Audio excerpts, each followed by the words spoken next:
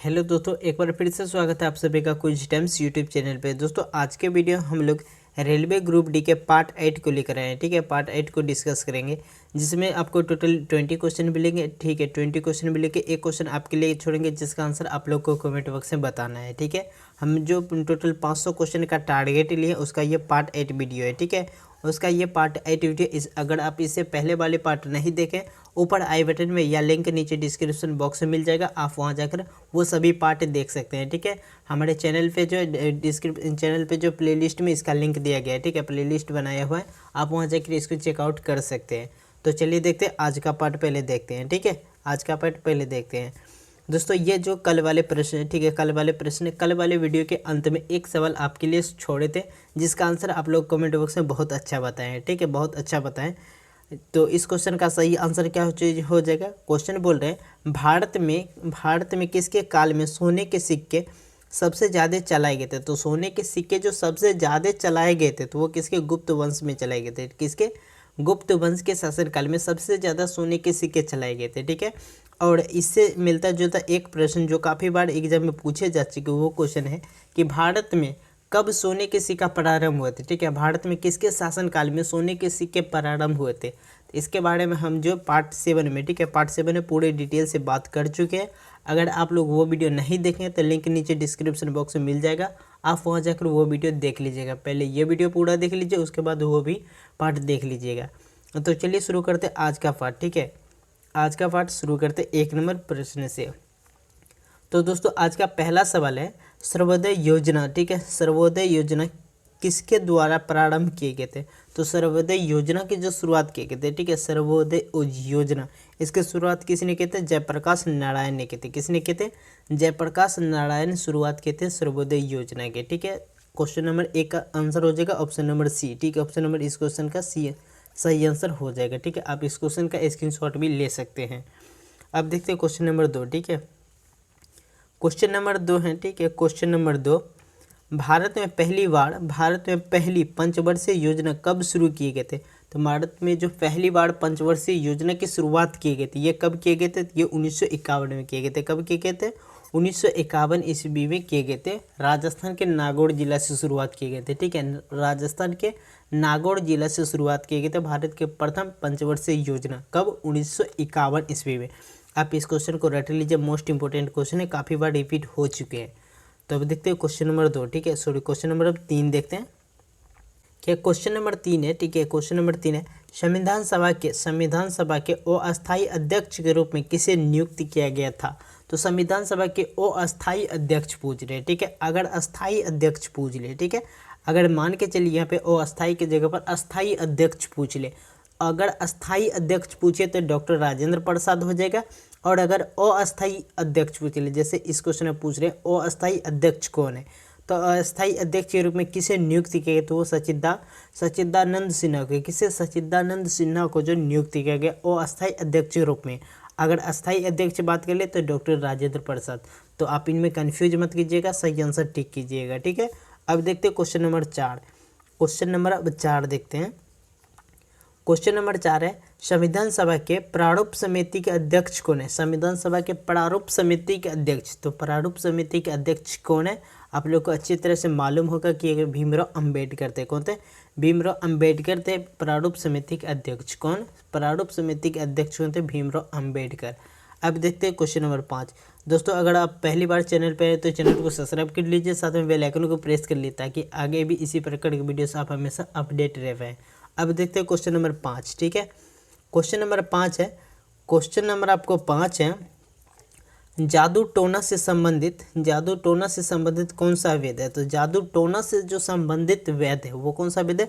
अथर्ववेद है। कौन सा वेद है। अथर्ववेद। ये जो है ये जादू टोना से संबंधित है ये। और उसके बाद इससे एक क्वेश्चन और बनता है कि सबसे बाद का वेद है। ठीक है, सबसे आधुनिकतम वेद कौन सा। तो सबसे आधुनिकतम वेद भी अथर्ववेद ही है। ठीक है, सबसे आधुनिकतम वेद की बात करें तो वो भी अथर्ववेद है। और जादू टोना से संबंधित अगर वेद पूछ ले तो वो भी अथर्ववेद ही है। ठीक है, और उसके बाद ये सभी जो ऋग्वेद, यजुर्वेद, सामवेद, ठीक है, इन सब के बारे में हम पार्ट 7 वीडियो, ठीक है, पार्ट 7 इससे पिछले वाले पार्ट में हम अच्छे से बात किए हैं। ठीक है, तो इसलिए आपसे सजेस्ट करते हैं कि आप वो पार्ट 7 वीडियो जरूर देखिएगा, लिंक नीचे डिस्क्रिप्शन बॉक्स में दिया गया है। अब देखते हैं क्वेश्चन नंबर 6, ठीक है। क्वेश्चन नंबर अब 6 देखते हैं। आपको क्वेश्चन नंबर 6 है, ठीक है। क्वेश्चन नंबर 6, गौतम बुद्ध को ज्ञान की प्राप्ति किस जगह हुए थे? गौतम बुद्ध को ज्ञान की प्राप्ति कहाँ पे हुए थे, ठीक है। तो गौतम बुद्ध का जो ज्ञान के प्राप्ति हुए थे वो कहाँ पे? बोध गया में हुए थे, ठीक है।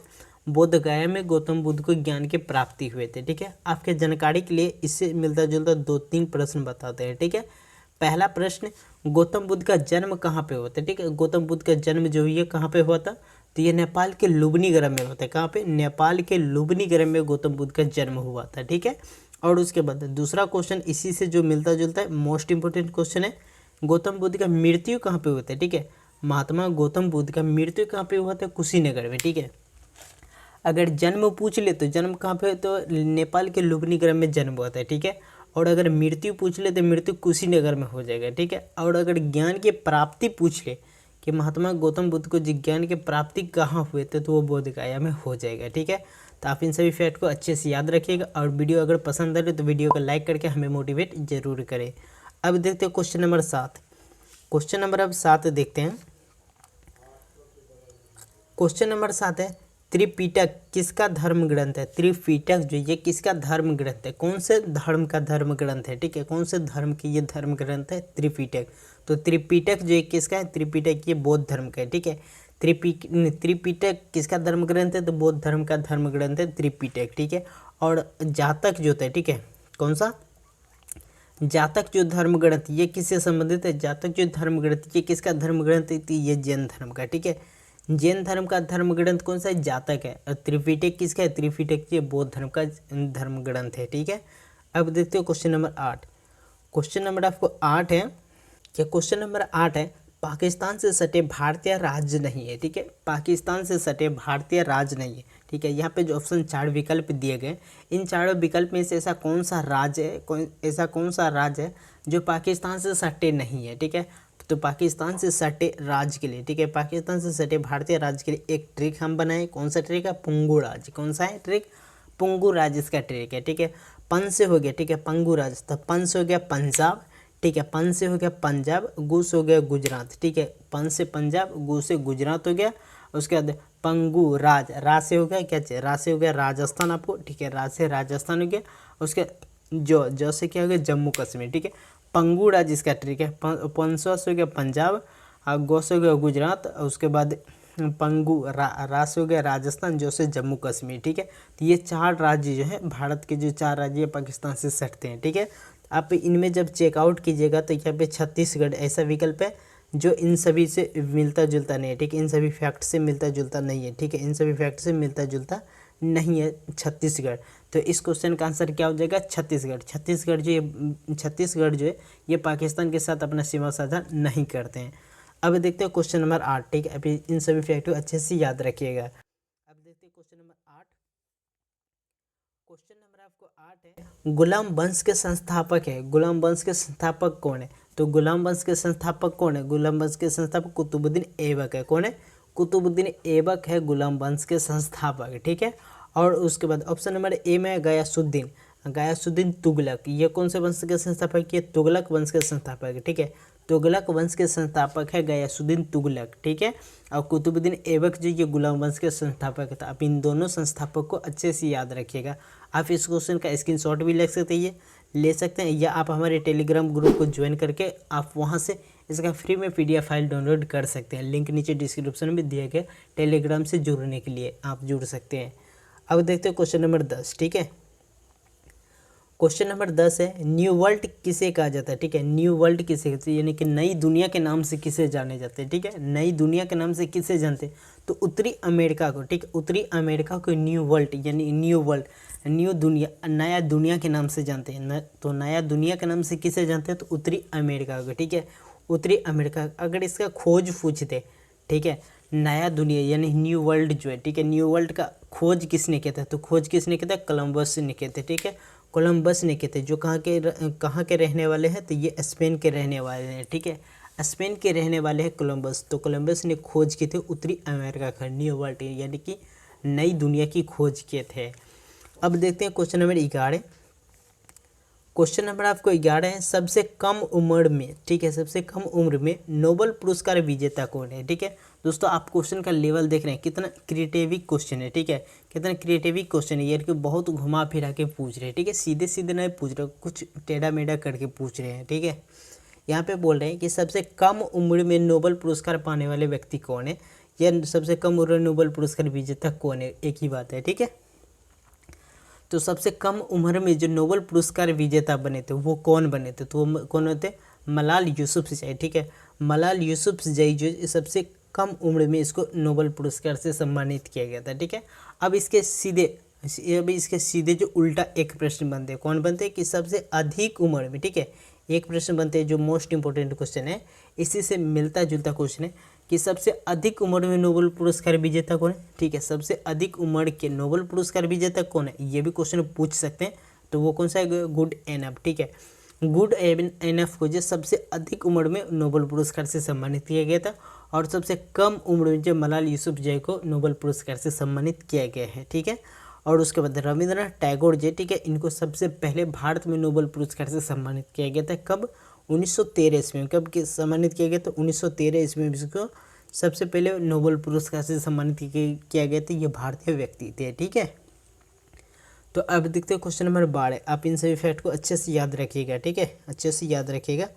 क्वेश्चन नंबर आपको 12 है, स्वराज पार्टी का गठन किसने किए थे। तो स्वराज पार्टी का जो गठन है वो किसने किए थे, तो स्वराज पार्टी का गठन 2 व्यक्ति मिलकर किए थे। ठीक है, 2 व्यक्ति मिलकर किए थे। तो कौन कौन थे, चित्तरंजन दास व मोतीलाल नेहरू।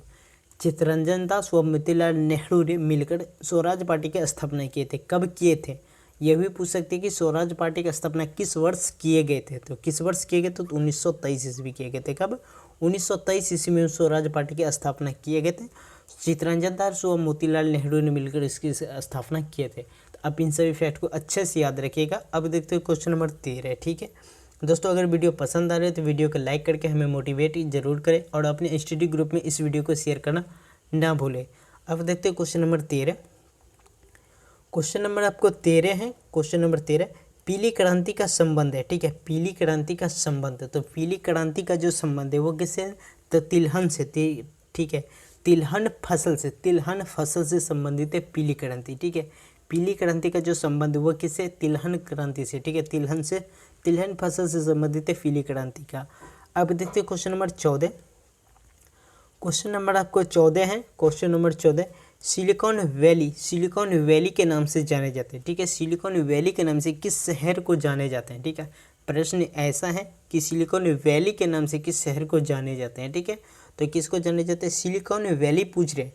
तो सिलिकॉन वैली के नाम से किसे जानते हैं, बंगलुरु को जानते हैं। ठीक है, बंगलुरु को जानते हैं सिलिकॉन वैली के नाम से। ठीक है दोस्तों, आप लोग एक बात कमेंट कीजिएगा। ठीक है, एक क्वेश्चन कमेंट कीजिएगा कि बंगलुरु जो ये किसका राजधानी। ठीक है, बंगलुरु जो ये किसका राजधानी, किस राज्य का राजधानी है बंगलुरु। ठीक है, आप लोग ये कमेंट बॉक्स में बताइएगा। अभी देखते हैं क्वेश्चन नंबर 15। क्वेश्चन नंबर आपको 15 है, साइलेंट वैली के नाम से जाने जाते हैं। ठीक है, साइलेंट वैली, इससे पहले कहते हैं सिलिकॉन वैली। तो सिलिकॉन वैली के नाम से किसे जानते हैं, तो सिलिकॉन वैली के नाम से जानते हैं बंगलुरु को। ठीक है, बंगलुरु को सिलिकॉन वैली के नाम से जानते हैं। अब यहाँ पे साइलेंट वैली पूछ रहे हैं, तो साइलेंट वैली के नाम से किसे जानते हैं, केरल को जानते हैं। ठीक है, साइलेंट वैली के नाम से किसे जानते हैं, केरल को जानते हैं साइलेंट वैली के नाम से। ठीक है, अब देखते हैं क्वेश्चन नंबर 16।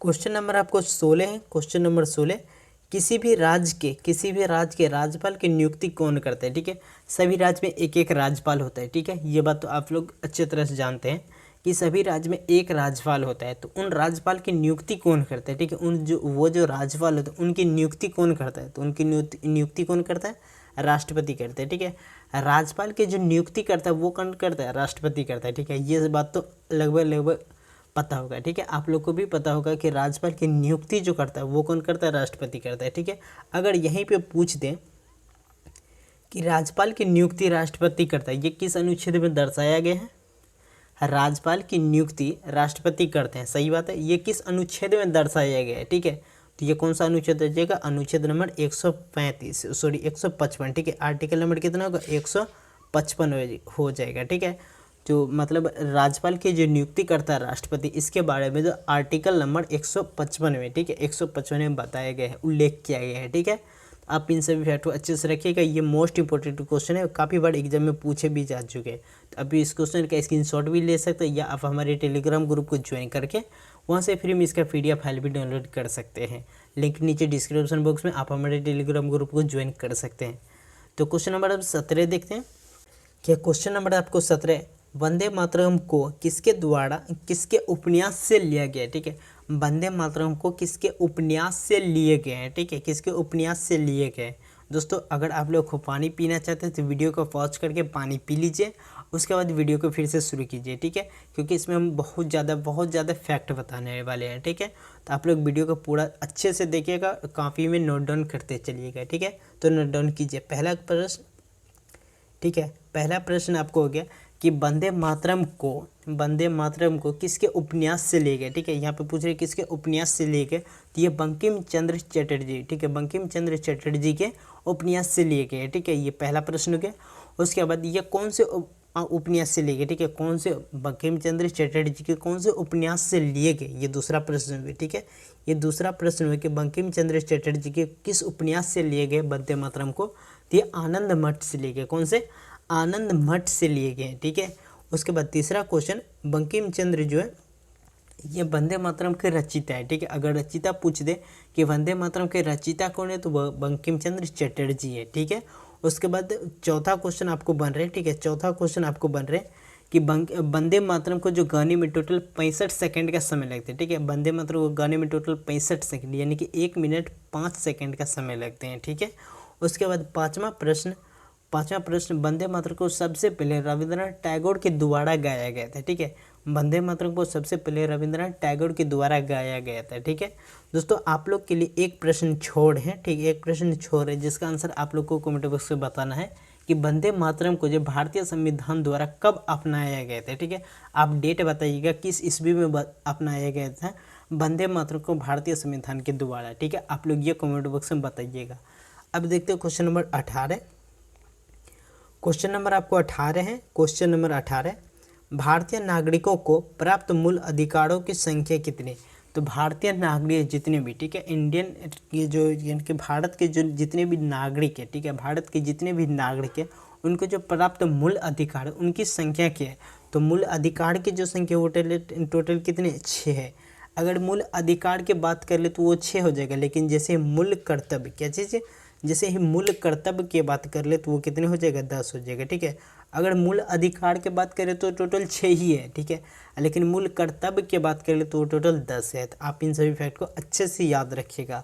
अब देखते हैं क्वेश्चन नंबर 19। ठीक है, क्वेश्चन नंबर 19, मूल अधिकारों का रक्षक किसे माने जाते हैं। ठीक है, भारतीय नागरिक को जो भी मूल अधिकार प्राप्त है, टोटल 6 मूल अधिकार प्राप्त है, उनका रक्षक के रूप में किसे जानते हैं। ठीक है, उनका रक्षक के रूप में किसे जानते हैं, तो वो उच्च न्यायालय और सर्वोच्च न्यायालय। ठीक है, उच्च न्यायालय और सर्वोच्च न्यायालय यानी कि हाई कोर्ट और सुप्रीम कोर्ट, इन दोनों को जानते थे। इस क्वेश्चन का आंसर ऑप्शन नंबर डी हो जाएगा, बी एवं सी दोनों। ठीक है, हाई कोर्ट एवं सुप्रीम कोर्ट दोनों को जानते हैं, मूल अधिकारों का रक्षक मानते हैं। ठीक है, अभी देखते हैं क्वेश्चन नंबर 20 जो इस वीडियो का लास्ट क्वेश्चन है।